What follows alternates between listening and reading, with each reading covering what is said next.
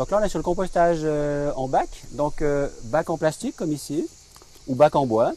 Donc les gens posent souvent la question, c'est quoi la différence entre bois et plastique? Le plastique garde plus l'humidité.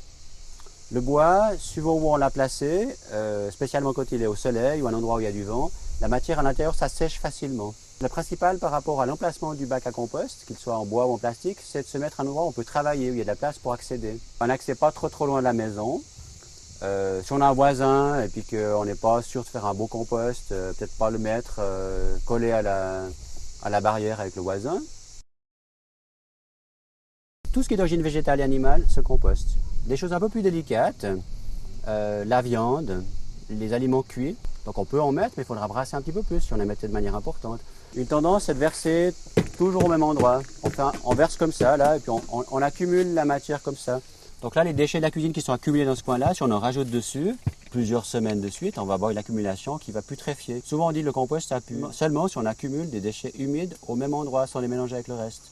Donc très simplement, on a un bâton, une petite fourche comme ça dans le bac à compost. Et puis on va étaler ça sur la surface.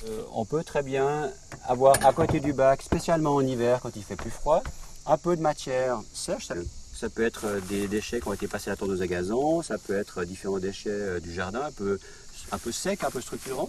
Alors on les verse comme ça simplement par-dessus. Voilà, ça c'est fait. Ce qui fait qu'avec ces déchets par-dessus, on aura moins de mouches ou de moucherons qui viendront pondre dessus.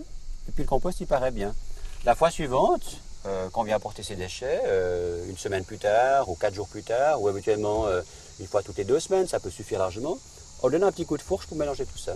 Regardez, ça prend voilà, quelques secondes, disons 30 secondes, et puis c'est fait.